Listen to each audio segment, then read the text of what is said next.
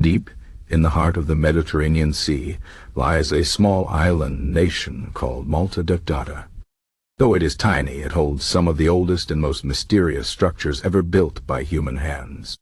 These are the megalithic temples of Malta, massive stone wonders older than the pyramids of Egypt, older than Stonehenge, standing silently for over 5,000 years. Their origins are lost in time, their builders long forgotten. Yet these temples whisper secrets of a forgotten age, a time when gods and giants walked the earth, or so the legends say.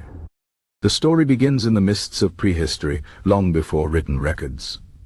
The islands of Malta and Gozo were home to a people whose names we do not know, whose language we cannot decipher. But they left behind a legacy carved in stone, great temples built with massive limestone blocks, some weighing as much as 50 tons. How did they move these stones? How did they shape them without metal tools? These questions remain unanswered, fueling myths and theories for centuries. Among the most famous of these temples is Ġgantija on the island of Gozo. Its name means giant's tower, and local legend says it was built by a giantess named Sansuna. She carried the enormous stones on her head while nursing a baby, effortlessly piling them high to create the towering walls. Some say she did this in a single day, a feat beyond mortal strength. Was she a goddess, a mythical ancestor, or just a story told to explain the impossible? The temples themselves are shaped like clover leaves, with curved walls and corridors leading to central chambers.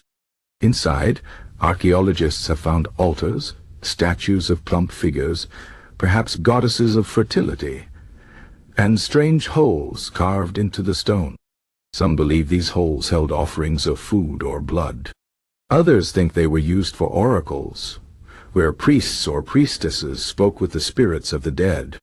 One of the most mysterious temples is Ħaġar Qim, perched on a hill overlooking the sea.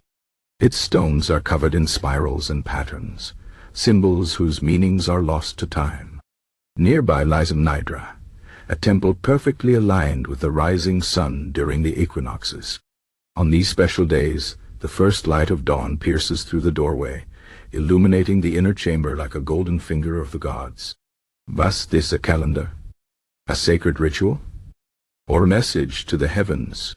Beneath the island of Malta lies another wonder, the Hypogeum of Saflini, an underground labyrinth carved from the living rock. This is no natural cave. Every chamber, every passage was dug by hand over centuries. Here, the ancient people buried their dead, leaving behind bones and offerings. But some say the Hypogeum was more than a tomb. Strange echoes fill its halls, whispers that seem to come from nowhere. Some visitors claim to hear chanting, voices from the past echoing through the stone. What happened to the temple builders? After 1,000 years of glory, their civilization vanished. Some say famine drove them away. Others believe invaders came and destroyed them. Or perhaps they angered their gods and were punished. Whatever the truth, their temples stood empty for centuries, until new peoples came. The Phoenicians, the Romans, the knights of medieval Europe. They too wondered at the massive stones, spinning new myths around their origins. Even today, the temples of Malta hold mysteries. Some believe they were built by survivors of Atlantis.